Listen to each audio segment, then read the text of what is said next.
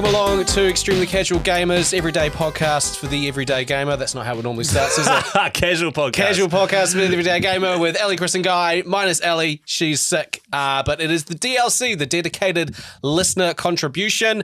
This is stuff that's come out from you, the dedicated listener, on our Instagram, Extremely Casual Gamers Podcast, or on our very cool, very open-minded Facebook group, Extremely Casual Group for Extremely Casual Gamers. That's right. Today's offering is from Rachel Morgan, who is an extremely casual gamer, but also a great contributor to the group.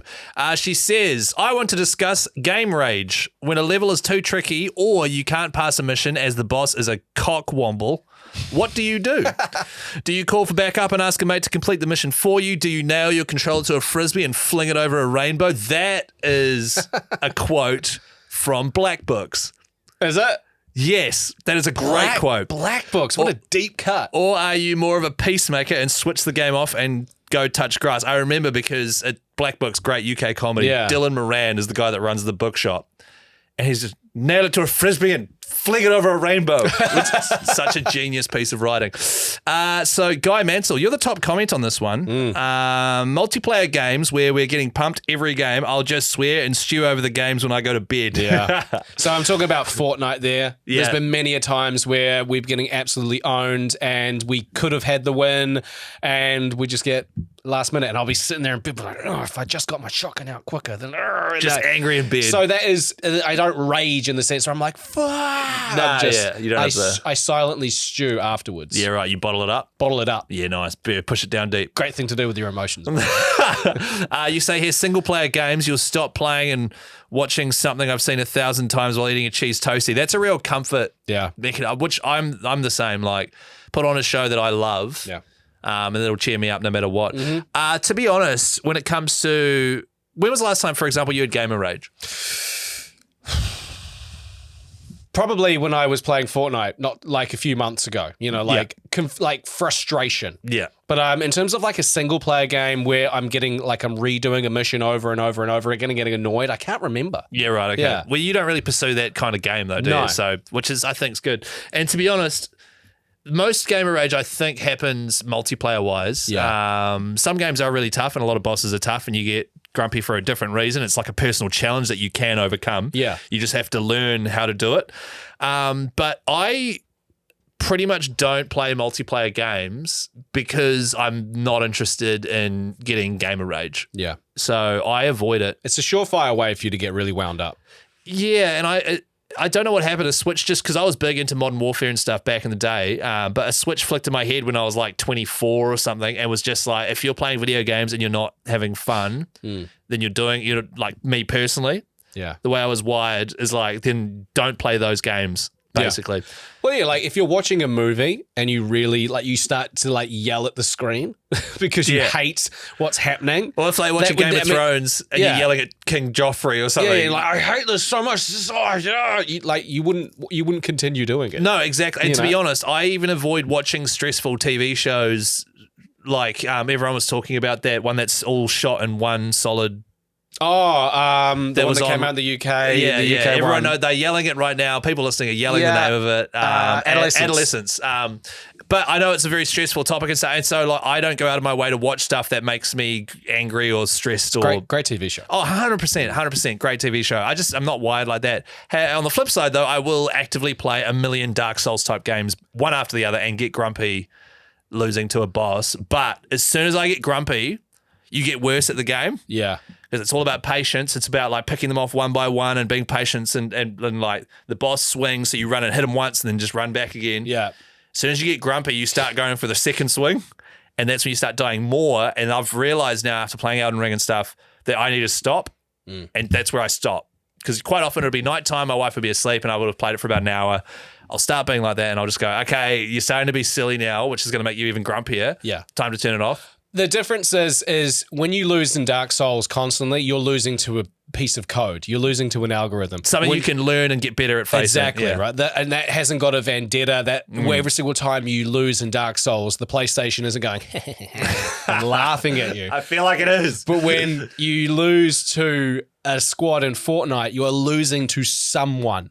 Yeah. And it's this, even though you don't see this person, it's just that whole like I don't like the idea that there is somebody out there that has bested me. Yes. You know? Well, it's because there's a person behind it. You're right. Yeah. It brings it. You like it goes all the way back to when you were playing like you would play like old school Tekken or Mortal Kombat against your brother or your mate, like who's sitting next to you and they're button mashing and they beat you, and then there's that frustration because it's right there. Whereas if you're playing Mortal Kombat, the storyline, and you're on your own, you would just get annoyed.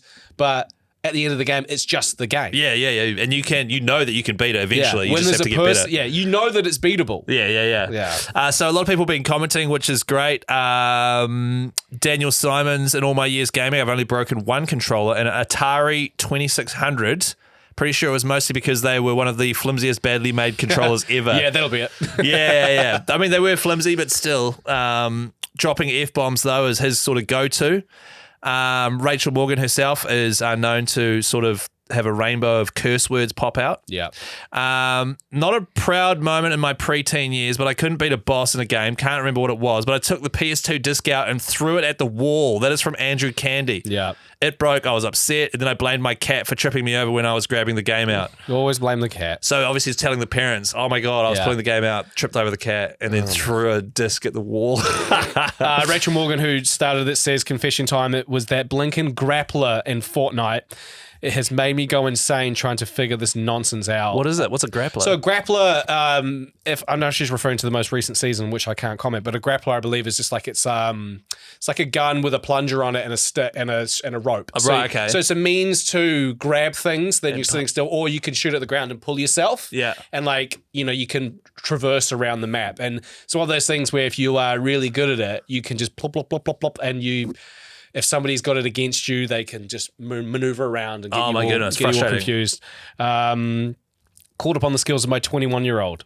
He got a standing applause. So when she was getting frustrated with players using it against her, she got her 21-year-old to help her out. Yeah, right. Yeah. 21. Usually I'd probably go get like a 14-year-old or something because they're usually the ones that are gun at those games. Oh, yeah. Kaichi has commented saying, and I can relate to this, I'd come back to it 30 years later only to leave in a fit of rage for another 30 years. See, that's particularly, it's like when I started playing Age of Empires again. Yeah. It was a game from my teenage years, and I was like, oh, the campaign missions, they get quite tough. And I'm like, I reckon I can beat these now because I'm wise and old. Yes. And I still got my ass handed to me. And I was like, well, have I learned nothing over the last 15 years? Hard out. I've been playing Red Alert 2 and I never finished the campaign when I was playing it 20 years ago, and I beat it now because I'm just a better gamer and I was playing when I was a kid. But I've also talked about on this podcast, Tony Hawk American Wasteland. I didn't get to finish the game because there was a mission so hard where you've got the balloons. a water balloon shooter as a construction worker's going up a crane. That's right. And you've got to shoot him, and then there's a super long cutscene if you don't. It's unskippable, and I got so frustrated that I didn't do it. Yeah. I know that if I was to play that now, I reckon I'd still struggle. Yeah, it just sounds like a horrible... It's a really difficult mission from what I've seen on the forums online, so I don't want to play that game again. Forums? Yeah, well, Reddit threads. Forums? Forums. Forums. Is it pronounced forums or forums? I don't know, because sorry to interrupt, but you reminded me of my nan, rest her soul, who used to say forehead instead of forehead. People do say forehead. Maybe it's like a UK, US thing. Forehead, yeah. But yeah, I don't want to do the same thing that Kaichi did and think that I can beat it now, play it, and then just be annoyed. No, but you could come back, play it, beat it. Yeah. It'll be tough, and then you'll be like, take that, kid guy, you little loser. You stupid loser. Huge relative comment here from relatable comment here from Melanie McKenzie. I'm a complete rager. I swear I call the characters dumb. I backwards chicken riding ass hats and then ask the 13-year-old to come and do it for me. Backwards chicken riding ass hats. I like that. That's cool. Yeah. I love how Rachel Morgan's jumped in again. Saying if it's a sniper challenge, because in Fortnite, obviously it's a battle royale, you're going up against other people, but Fortnite throw in challenges that you can do. Yeah, right. Like kill 3, get 3 sniper eliminations in one match. Then you get more XP and you move up. She says if it's a sniper challenge, I call in my 15-year-old to get the quest done. He never misses a shot. Yeah, see, for some reason, man, like kids, especially in the teenage years, are just so much better at stuff like this. Yeah. We get worse and worse as we get older, I love sniper missions. I love anything sniper related. Yeah. Guy, have you ever broken a controller or anything out of rage? Yes. Not how you would expect, though. So I was playing the original Xbox, and my brother was playing Driver Parallel Lines, right? Right, which is behind you on the shelf. Behind there. on the shelf, which is a very unknown driver game. And it was an Xbox, so it was wired controllers. And he was driving, and it was my Xbox, and he was doing something to piss me off because that's what my brother did. So I went to get the controller off him. And he was like, no. So me being an idiot, I was like, I don't know, 12, if that, 11. And I grabbed the cable to try and pull tugged it. it. And it didn't snap, but it pulled away on the inside at the thing. God. And the controller was done and dusted. So that's the only time I've broken a controller. And it wasn't like I was angry, but I wasn't angry at the game. I was angry at my brother who was playing the game. Yeah, right, okay. That's the only time I've broken a controller. And did your parents react favorably to that? No. Yeah. No, they didn't. Did they get you another one? I luckily had a spare. It just meant that we couldn't yes. play 2-player, which at the time That was fine sucks. with me because Ross was a dick. Yeah, right. Yeah. He's all good now, though, right? He listens to this. Yeah. He's fine. I have never broken a controller. You don't strike me as the kind of person that would. Nah, I don't know. It takes me a lot to get angry, like angry. Yeah. And it won't be gaming. Gaming won't get me angry. No. It'll be guy rubbing a balloon at a kid's party. That's it. Which, if you haven't listened to last week's episode, Makes will no make sense. no sense. But for those who have, little Easter egg there. Yeah. Sweet. Well, thank you very much for your contribution there, Rachel. Very, very good discussion topic. Yes, I And it like that. Would have been good to hear Ali's take on it, although I can't imagine her getting angry at gaming. No. I mean, when she was streaming and I tricked her into doing Alt F4 and making her quit the game, she was just frustrated at herself for getting sucked into that. I feel like there'd be a little bit of like, she's impressed that you pulled the wool over it. Yeah. Maybe, I think if she was here, not speaking on behalf of her, but I reckon she would get frustrated possibly at Sam while playing It Takes Two or Split Fiction. Yeah, true. Because I imagine he's probably better at it. Maybe she's getting frustrated at the idea of thinking that he is upset with her that she's taking longer to get to a checkpoint. Really? Because I know That is such an... So Yeah. Sam wouldn't actually be annoyed at her, but in her head, she's struggling and she keeps dying. And he's chill. Sam's chill. He's made it to the other end. He's like, take your time, babe. But by him just sitting there, she's like, oh my God, Sam's getting wound up at me. He's like, well, why is he getting wound up at me? I'm just trying my best here. This is all an internal conversation. And Sam's actually just sitting there like, babe, just take your time. This has been She's good. like, I am taking my time, Sam. This has been good insight into how Guy and his wife played. I was like, wow, this is really, really deep. I was like, I reckon Ellie and Sam listen to this and be like, yeah, that's pretty spot on. I bet there's a lot of people in that exact situation though, because Harder. one will be the gamer being like, come play this game. Yeah. The other one won't be very good and will be worried that they're letting them down. It was very much like that with It Takes Two. When we were playing Split Fiction, there were so many times where I was getting annoyed at myself and Meg was just like waiting at the end. She's like, hurry up. She got good, man. She She got real good. Anyway, that is the DLC all done. Like we mentioned at the end of last week's episode, I might be here on Wednesday. I might not be. If I'm not here, then Pugs, Chris's producer from his radio show, big fan of the podcast, he will be sitting in for me. The reason being is that I might have a newborn. So I'll be covered in poops and vomit and whatever the baby throws on me. Yeah. Probably just be those two and Wheeze. And wheeze. Yeah, but if not, myself, Ellie, and a mystery third guest will be here in a few days' time. All right. See ya. Bye.